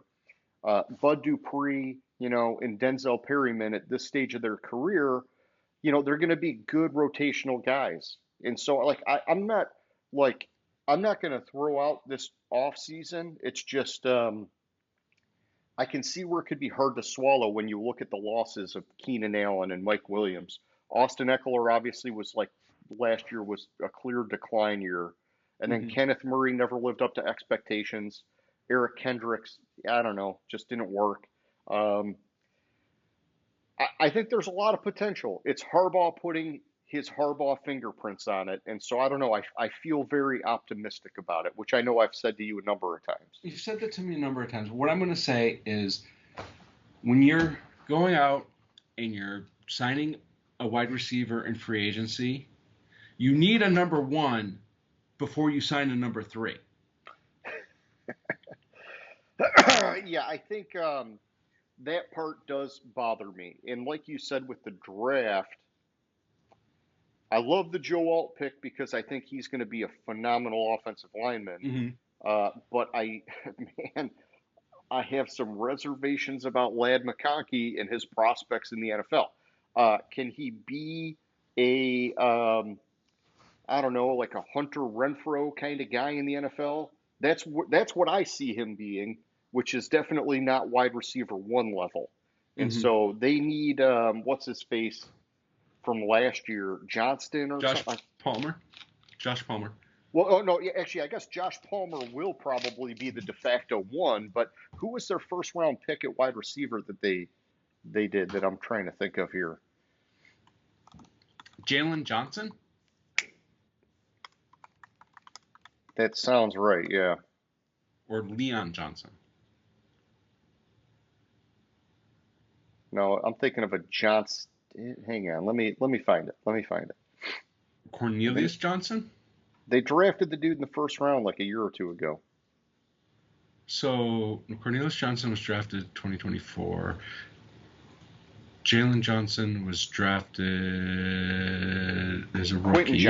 Quentin Johnston. That's the guy I'm thinking of. Quentin Johnston. Big burner of a guy. He could develop into a 1, but he has not looked good at all yet. Yeah. So with all that said, way too early. I had them at 7 and 10. Okay. Starting to warm up to them a little bit. Oh, I knew you would. I have them at 9 and 8 now. Okay. You're not warming up that much, but I said I'm warming up to them a little bit. Yeah. No, you said it right. I read into it more. Well, I had him at 12 and 5 before, and I kept him at 12 and 5. I still have a lot of hope for them. I think the Herbert foot injury thing is something to keep an eye on because, if he is hampered by that injury or misses any time, you can throw all this out because they clearly do not have a backup quarterback. That's what we're seeing right now in their Isn't it? preseason is that, they're already saying Easton Stick is going to be out. It's just a matter of how are you going to fucking go and shake it up and find a guy that can be a serviceable backup this late in the game? Yeah, I don't know. All right, what's next, my man? Wraps up the AFC West. It goes to the NFC West, the Arizona Cardinals. Oh, yes, the Cardinals. All right. Key additions, re-signings. Center Evan Brown, defensive line Bilal Nichols, tackle Justin Jones, cornerback Sean Murphy-Bunting, not a Central Michigan, what up, dog? tackle Jonah Williams, linebacker Mac Wilson, linebacker Chris Barnes, guard Elijah Wilkinson. Lost Hollywood Brown, tackle Licky Fotu, cornerback Antonio Hamilton, tackle DJ Humphreys, wide receiver Rondale Moore, linebacker Ezekiel Turner. Not a really good free agency for them. I will say this, all right? I gave the shout out for Murphy Bunting. Love all my Central Michigan guys. I am nervous that they're basically committing without question to him being the CB1 because he's just historically never really been a CB1. And so I think that that's a bit of a stretch, but I'm very hopeful for him, obviously. I liked him a lot in Tampa Bay. I think he kind of got lost in the mix in Tennessee. Maybe he can step up and be that guy. Time will tell. Yeah. Key draft picks. Marvin Harrison, love that pick. Defensive lineman Darius Robinson, Max Melton at cornerback, Trey Benson at running back. I think they had a decent draft overall. Yeah, they needed Marvin Harrison Jr. bad, man. I like the fact that, and I skipped it on the key additions, that they now have a backup quarterback that kind of matches Kyler's style a little bit. Obviously not as good as Kyler, but it kind of matches his style. So when Kyler inevitably gets injured, they don't have to change the offense that much. Yeah, continuity's good. So in the way too early, I had them at 8 and 9. Huh. I flipped that. Okay. And I have them going 9 and 8. All right. So you put them over 500. I was dogging them in the super early, and I think I had them at 7 and 10. So I dogged them even harder now. I dropped them down to 5 and 12. And a lot of that, James, was based on the Madden rating that I was looking at. Had them at a 74, which was tied for the second worst in the league. And so that was kind of like tripping me up that I just look at it as, man, if their overall roster talent is regarded as being that low, I better like fucking drop them down a little bit. Right, but they have a relatively, they have kind of a hard schedule actually. It's their schedule's one way or the other. They've got some games that are easy, like Washington, and then they got a lot of hard games. So I don't know, dude. And then even some of their easier games too, I think, are on the road, right? So, like Minnesota's on the road. I mean, it just, I don't know, 5 and 12. I think they will beat 5 and 12 because I think their coach is pretty legit. They have a franchise quarterback, whether you like him or not. But that's where I'm at on them right now. I gotta see them gel and fucking do it. I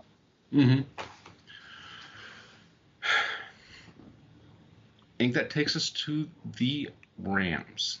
Oh, the fucking Rams. All right. Which, speaking of the Rams, Stafford's sitting out as a precaution already. Yep. All right. Yeah, he's got a hamstring injury or hamstring tightness or some shit. Yeah, whatever. He's getting old, man. He's getting old.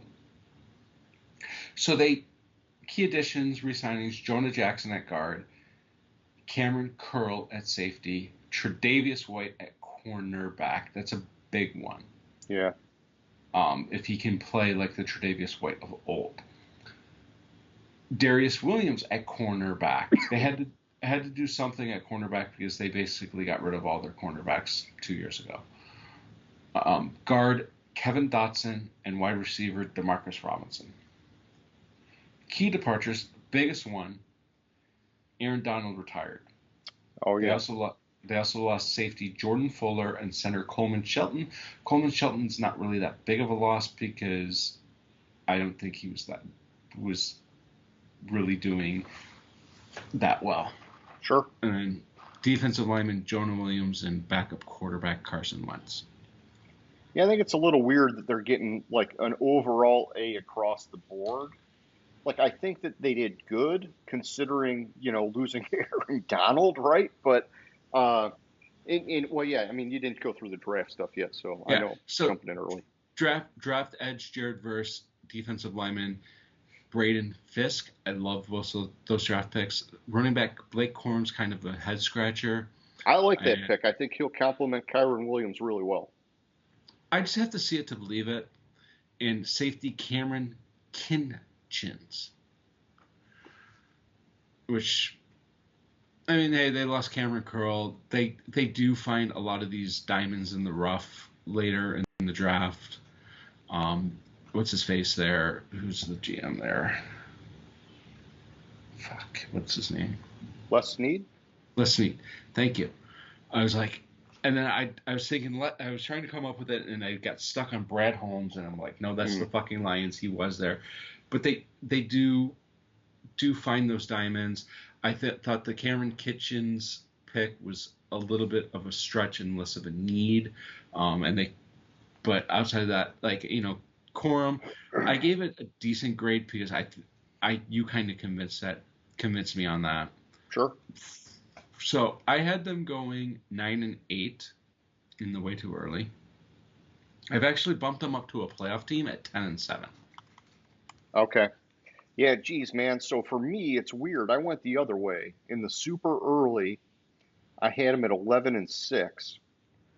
And after I looked at their Madden rating, I dropped them to 8-9. Madden has them as a 79 roster, which is on the lower side of the scale. But after going through the Bleacher Report, off-season report, and kind of talking this out with you, I think they're going to beat that 8-9. I mean, you've got a veteran quarterback, you've got a great head coach. Puka Nacua obviously was like a phenomenal rookie wide receiver. Cooper Kupp's coming back healthy. I know they lost Aaron Donald, but they brought in a number of guys to sort of like backfill that, and they've improved the other parts of the defense, which were obviously a necessary thing to do. But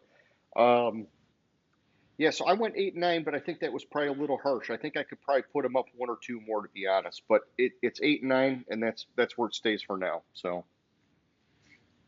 right. Then we go to the 49ers in San Francisco. Okay.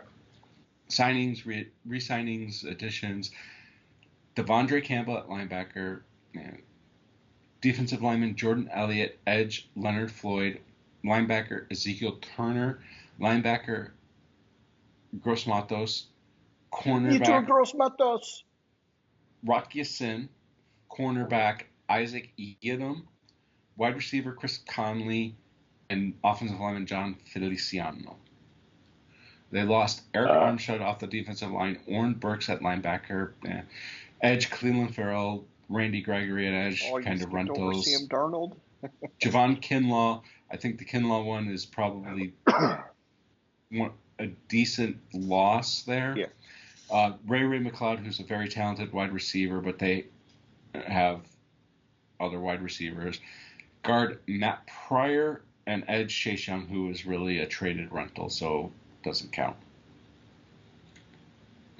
Free agency, I think actually I kind of agree with the Bleacher Report, it's a mediocre free agency for them. But Shanahan's really good at finding talent and improving that talent, or that talent outperforming where it actually is. Yeah, and Draft. same on that defensive line, right? That Mhm. defensive line has been stacked forever. And even though they lost some names that look like big names, they just have a knack for finding guys that can rotate in for a couple plays here, a couple plays there, and that defensive line stays so potent. And so until we see that sort of like methodology that they've been using fail, you kind of got to back it, right? Exactly. Draft wise, they brought in Ricky Pearsall. We talked about that endlessly to death after the draft. I thought as soon as they drafted him, that Matt Ayuk was gone. That'd be ridiculous if Ayuk's on the team and they have Pearsall because they have similar talents, and can be used similarly. Cornerback Renardo Green and interior offensive lineman Dominic Puni. Decent draft for them.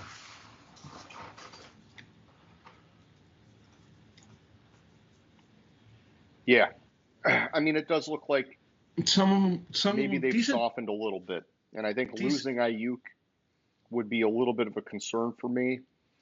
But just because they've been so good at putting it together, unless they have an injury with like McCaffrey or Brock Purdy or something like that, like Nick Bosa, like I'm still going to look at them as one of the best teams in the league unless like a big guy goes down. So I had them at 14-3 in the way too early. Okay. And I'm going to retract what I said about decent draft. They didn't have that good of a draft. I looked at Bleacher Report's grade, which was higher. I graded them down a little bit on their draft because I thought a lot of the players were reaches. Sure. So I had them at 14-3 in the way too early. I dropped them down a game to 13-4. Gotcha. All right. Yeah, I had them at 15-2 super early. I dropped them down 1 to 14-3. So pretty similar direction, pretty similar records. I think we're in line on these guys, man. All right. Then we have the last team of the night, the Seattle Seahawks.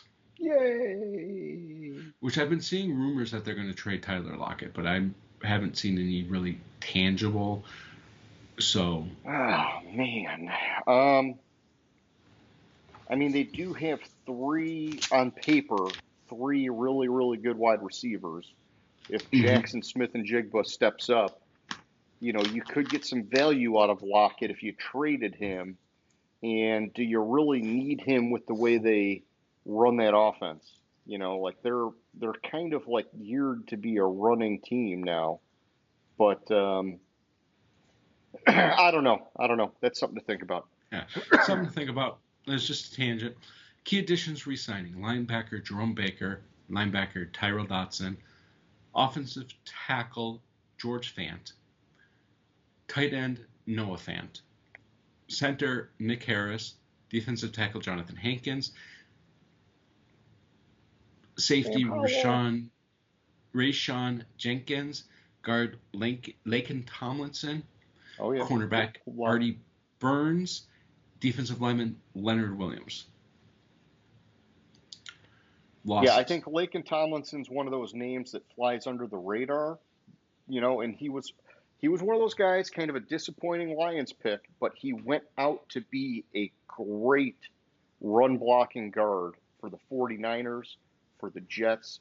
I'm sure he'll do the same thing in Seattle. Exactly.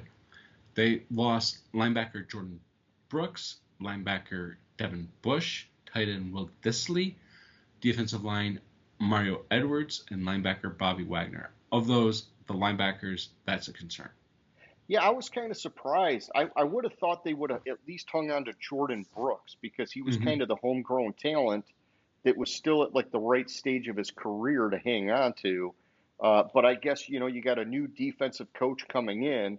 He probably just thought, let's get rid of them. I'm going to get my own guys. Another key departure is they lost their head coach and what's his face? Pete Carroll. Pete Carroll, thank you. I was like, what the hell's his name? I see his face. Overall free agency, not that good of a free agency for them. Some good pieces in, some key pieces that I thought, like the linebackers, they should have kept. It's a clear transition year, right? Right. You're going from one coach to another. I love their draft. Drafted defensive lineman Byron Murphy II, interior offensive lineman Christian Hayes, and linebacker Tyrese Knight. I really like their draft. I thought if they would have kept Jordan Brooks and they bring in Tyrese Knight as a rookie, that would be the start of a good linebacker core for them. But no, they decided not to do that. Dumbasses. So in the way too early, I had them at 8 and 9. I now have them at 7 and 10. Okay. And I think 7 and 10 is generous. I could see them getting. I think their season for them, their range is between 4 and 8 wins. Gotcha. Yeah, so you and I just flipped on these guys. So I had them at 7 and 10 super early and moved them up to 8 and 9. So we just we're like right in that same range. We just flipped it the other way. Mm-hmm. Mike McDonald, I know a lot of people are talking about how great he was for that Baltimore defense. Who has not been great for that Baltimore defense? I mean, they're just good at getting people on that defense. Mm-hmm. I think, like, if you can get that defensive coordinator job, it's like you just like got instant credibility because you just inherited a phenomenal situation.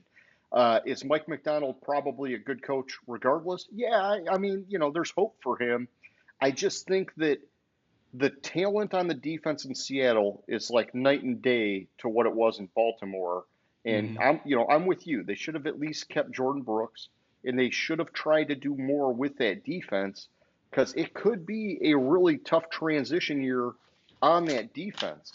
I think offensively they're pretty stable, right? But man, McDonald's going to have to put some magic touches on that defense this year for sure. Yeah, I have concerns with Seattle. Like I don't like how they kind of unceremoniously dismissed Pete Carroll. Yeah, he's done nothing but the way it win for happened that was franchise. bad, right? And he missed the playoffs 2 of 3 years, but then again, he made the playoffs with fucking Geno Smith at quarterback. Yep. Yeah. I don't know. Yeah, no, I don't like the way it worked out because, basically they were calling for his head and everybody thought he was going to retire. And then he made a public statement that he wasn't retiring. And then they fucking put him out to pasture. It's like, listen, man, you should have gotten in front of all of that and sat down with him and found a way to like gracefully fucking pasture him out. You shouldn't have fucking, or shepherd him out. I mean, but the way they did it, it was embarrassing for him and ended up really being embarrassing for them because they let it happen that way. And so, shame on Seattle for the way that went down, but, whatever. It is what it is. They wanted some fucking, new blood to come in and hopefully inject some life into them. And time will tell if it works, man. Time will tell. And you combine two idioms. Shepherd him out. Yeah. And gracefully shepherd him out. Or gracefully put him out to pasture. Yes. Yeah. Which I was glad you clarified which one you meant because I was like, yeah. What? Either way, Either way, it's the same thing. Yes. Correct. My brain had the one word and I said the other word, and so I had to go back and backtrack it. But yeah. So that's the last team on the list for this week. Next week, we have the fucking North. Yes. And I think it's, unless you have additional comments, thoughts, your time to shine with your thrilling question of the week. Oh, it's on me. Okay. Well, James, this one's nothing crazy. Not many of them are, right? But I did see an article this week about Deontay Johnson. And I wanted to just look at that real quick because he's saying something along the lines that he's like relishing being a wide receiver one again now that he's in Carolina. And I just, I thought, who's really going to end up being the wide receiver one in Carolina? Is it going to be him or is it going to be Thielen? And I know that, like, on paper, you should be thinking, well, yeah, the 28-year-old Deontay Johnson, who just a few years ago had a 1,000-yard season, should be better than the 33-year-old Adam Thielen, who is in decline and has only had 1,000-yard season in like the last 6 years or something. But my thing is, Deontay Johnson, in his time with Pittsburgh, was very hit or miss. And he was really, not like a crazy deep threat guy, but like, last year he was a deep threat guy for them. And then when you look at the previous years, some of them are, 59 receptions, 88 receptions. He had the 1 year of 100 receptions where he had 1,000 yards, but he's only got that 1 year of 1,000 yards. And then when I look at Adam Thielen with Bryce Young last year, the dude had 100 receptions for 1,000 yards, and it was 9.8 yards a game, or 9.8 yards a reception, which kind of actually tracks to like some of Deontay Johnson's stats. But my whole thing is, I think Thielen is a very nice safety net for Bryce Young, who I've not seen put the ball deep down the field yet. And I'm just not convinced that Deontay Johnson has that wide receiver one job in the bag because of the way that Thielen worked in that offense. I just wanted your opinion on it, man. Do I have to pick? Are those my only choices? Oh, if you got a third, give me the third. Rookie Xavier Leggett. Oh, fuck. I didn't even think about him. But so do you think Leggett hits 1,000 yards on the first year? Or he just ends up being the best of the three? I think Leggett, if things go right, I think Leggett could put up Justin Jefferson rookie year numbers. Oh, shit, yeah. So then he's clearly the best of the three if you think that highly of him. And, I mean, things have to go break right, and his usage has to be there. But I think he could easily become the number one receiver in college. And I had to look it up. So he had 5 years in college. So he has an extra year in college, 5 years of playing time in college. Because of the COVID year, all the players got an extra year of eligibility.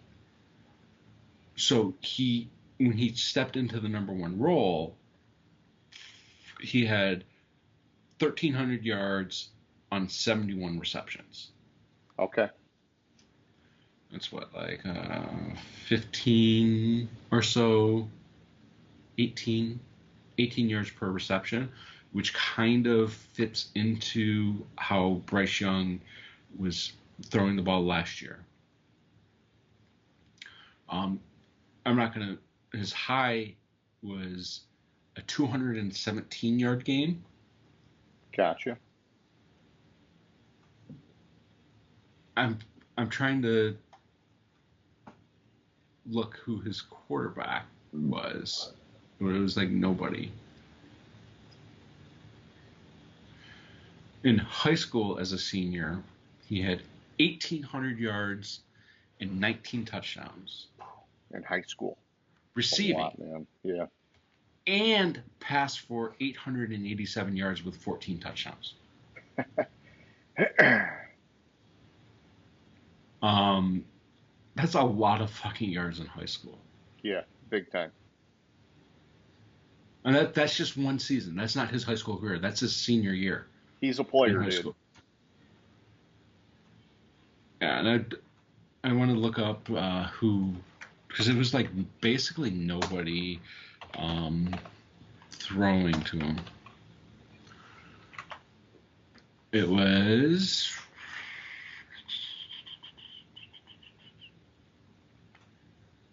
Oh,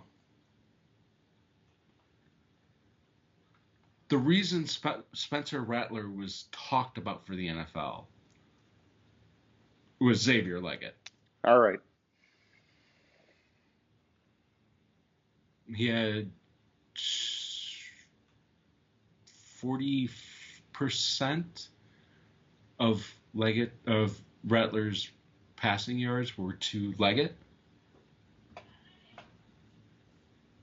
and 19 touchdowns, and it doesn't list his touchdowns.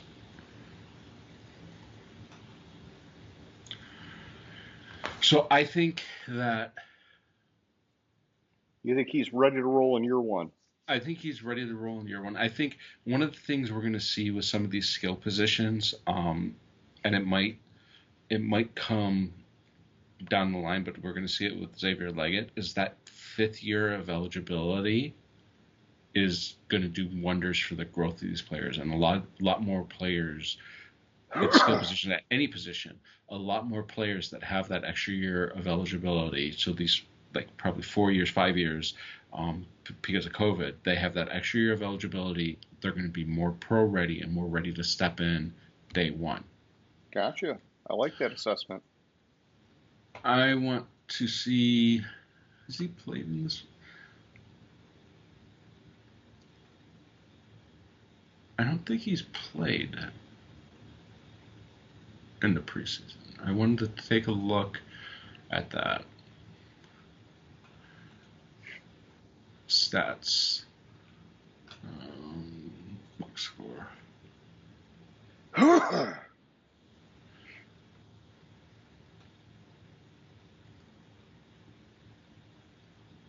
Yeah, he didn't play in week 1 of the preseason. Okay. But neither did anybody else. Yeah, it's weird. Most teams, all backups, and then you had like Kansas City and, a couple teams put the starters out for like the first quarter. And I thought that was kind of nice, but yeah. looking at who played for Carolina in the first week of the preseason, I would say that off the cuff, he's already ahead of and now it's not listed on ESPN as him being ahead of it, but he's already ahead of Jonathan Mingo on the depth chart. Okay. Well, yeah, he should be, but yeah. But Mingo's the number 3, and so it was basically Thielen, Deontay Johnson, and Leggett that didn't play at wide receiver for Carolina. Gotcha.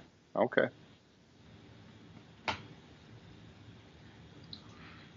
So I mean, he's right now at least the wide receiver number 3, and I think as the season as it goes on, he's going to become the wide receiver number 1 there. Yeah, I mean, I think long term he's got the most upside, right? Yeah, I just and I didn't want to like put Deontay Johnson down. I just, when a guy comes out and he's like pounding his chest like that, I thought, man, really, can you say you got it in the bag like that? Because like Thielen outplayed you last year. I know a different team, different scenario, but I was like, man, just don't go getting too cocky, man. Like fucking pump the brakes a little bit. Yeah, I had a better question of the week that What is I'll that? just throw at you. Yeah. Bonus question. JJ McCarthy, with the JJ McCarthy injury in Minnesota, and Minnesota having Justin Jefferson, who is going to get increasingly frustrated in that offense, especially with Sam Darnold throwing him the ball.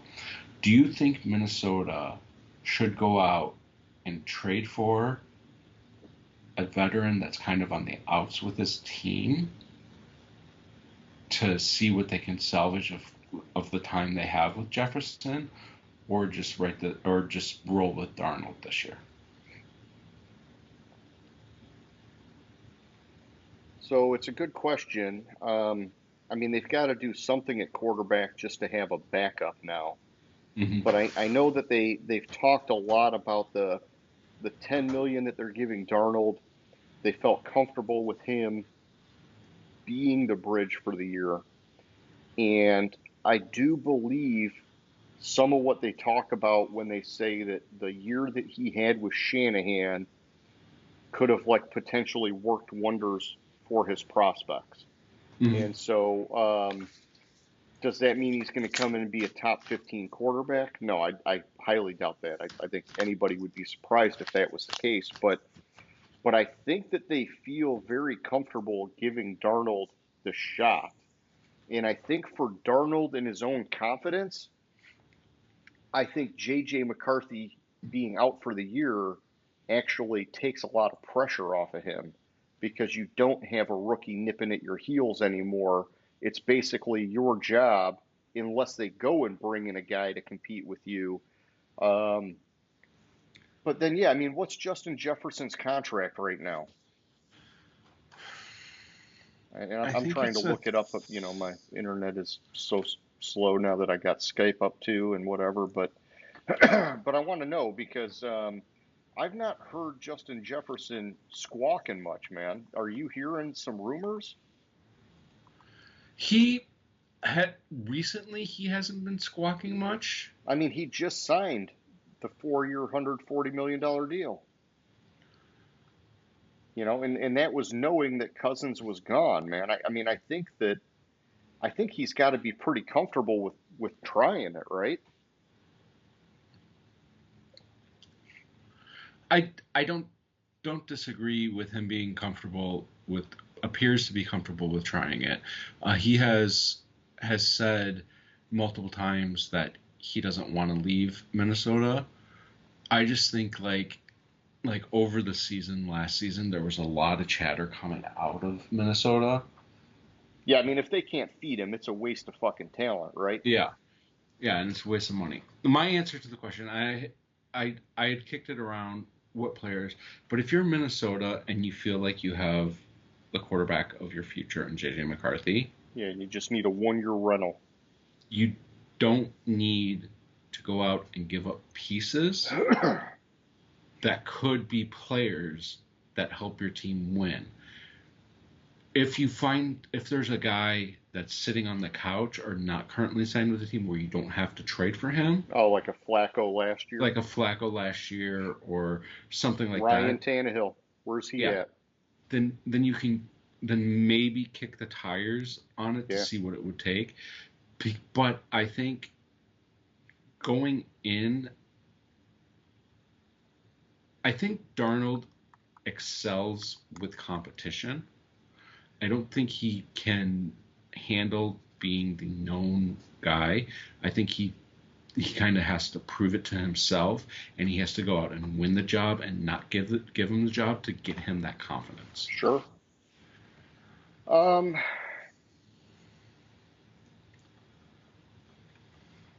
Yeah, I mean, it is interesting because, I mean, I threw out Tannehill sort of half joking, half serious. He is a free agent. And I mean, this is a guy that is, he is a previous 4,000 yard a year passer. Mm-hmm. But the last couple of years left a lot to be desired, right? He got hurt a lot.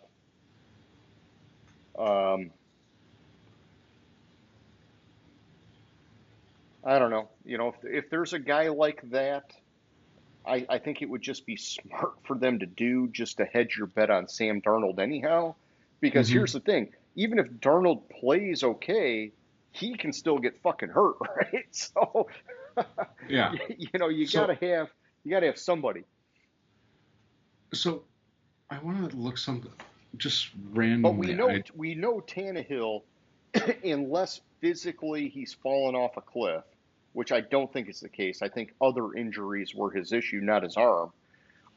We know he can fucking bomb the ball, and so you could get a guy like him off the couch, and he could be dropping dimes to Justin Jefferson. It's, he's just not going to carry your team to the playoffs unless everything else is fucking going great, right? So yeah. So Tannehill would be the one. Like I'm looking at the best remaining free agent quarterbacks, and it's Tannehill, Trevor Siemian, Blaine Gabbert, AJ McCarron, Brian Hoyer, Kellen Mond, Ben DiNucci, and Nathan Peterman. Tannehill's a mile ahead of all those guys. Right. But I might go out if I'm Minnesota and not for his prospects on the field. I might try to go out and see if Brian Hoyer would sign a 1 or 2 year contract because Oh, just help him be the coach of the coach. right. You know. So like bring Brian Hoyer in and have Brian Hoyer, his job, even though he's on the roster, is to sit there on the sideline or sit there in the stands or sit there in the press Or box just with in the JJ. quarterback room, man. Coach him up. Just sit there during the game with JJ McCarthy and talk about what's going on in the game and what each of them are seeing Yeah. during the game. Oh, I think that's a great idea to give him a mentor, man, because Darnold's not going to be his mentor. Yeah, Darnold's not going to be his mentor. And with JJ McCarthy being out for the year, Yeah. it would be a good way to keep him involved in the team Yeah. and not let him get despondent over the injury. I think Just a that'd thought. be, yeah, I think that'd be a great strategy because then if Hoyer's got to come in and start, like let's say Darnold goes down and you got to have Hoyer come in and start, you're kind of already saying the year is like going to Mhm. be a wash year. Like you're already kind of saying it's going to have to be a wash year because Darnold's your guy. Then if it goes to the next guy, it's almost like you don't even have to let Hoyer be the starter. You could go out at that point and sign another guy and just be like, no, man, we just want you here to help coach up J.J. McCarthy, man. I mean, and then it's Well, just perfect for him. The next year is like, okay, well, you just fucking hire him on as a quarterbacks coach. But, mhm. I But like that idea, man. you also have to remember they have Mullins as Oh yeah. Well, the yeah, and backup. he's got an arm. He's got an arm. So He's got an arm, yeah. and he also played under Shanahan. Yeah, I forgot about that. Yeah. So I guess they're okay at having a backup. I would still do the Hoyer thing then just to have him be the coach Hmm. on the sideline with McCarthy and in the quarterback room because we just know historically he's been phenomenal at doing that with people. Yeah, that's why he's stuck around. He's been in the league for 700 years. Yeah, because he can't do anything on the field. I wish he would have, but that's okay. Michigan State, my other school, like I like seeing those guys have success too. I So, mean, so yeah, he was undrafted. His rookie year was 2009, yeah. Fucking and he's just 2009. and he stuck around. Like Oh, so he Patriots from 9 to 11, Steelers and Cardinals in 12, Browns from 13 and 14, Texans in 15, Bears in 16, 49ers in 17, Patriots again in yeah. 17 and 18, Colts in 19, Patriots again in 20 and 22, and then the Raiders last year. How many Like teams is that? 1, 2, 3, 4, 5, 6, 7, 8, 9 different teams that he's played for. Stats wise, he has 925 completions on 1,560 attempts, about a 60% completion percentage, 53 touchdowns, 37 interceptions, It's not 10 horrible. 10,899 yards. Yeah, it's not horrible by any means. It No, just, you know, when you in the very limited sample size watched him do it on the field, it did not look pretty. All right, right. it did not So look good at all. the 1 year he was, 2 years he started or played in no started 1 year he started more than 10 games, which was 2014 with Cleveland. He was 242 for 438, 3,300 yards, 12 touchdowns, 13 interceptions. Yeah, that's not good. But yeah, the rest of it, when you look at it in total, is actually pretty good for a backup. But Yeah, it's but small sample size still. but in those 13 started games, he had a winning record. Yeah. Yeah, I would just like him for, it's holding the clipboard, helping the guy. We know that he's been great at that. He's gotten a lot of credit for that over the years. Hmm. Well, that's why New England brought him back in 2020. Yeah. I digress. I just thought that was an interesting thought. It's all good. I like having the bonus question. That was fun. Feel free to bring more to the table. All right. That's all I got, man. You got any closing questions, comments, concerns? You want to do a little dance? Tell a No, joke? No no, dancing? Okay. no dancing, no joke. Um, I think that's about all I had to. All right. Well, hey, anybody who's watching, I know we're like 2+ hours in, but whatever, we're having fun. I hope you liked it. If you did, thumbs up, like button, whatever platform you're on, blah, blah, blah, blah, blah. You know, subscribe if you haven't. And James, like always, man, it was a good time. Next week, we're doing the AFC North, AFC NFC North, going to be intense. And I'm excited to talk about that, obviously. Um, and yeah, good times, man. I'll catch you later, buddy. All right, sounds good. Have a good one. See ya. Gridiron Grinder. Hut hut hike.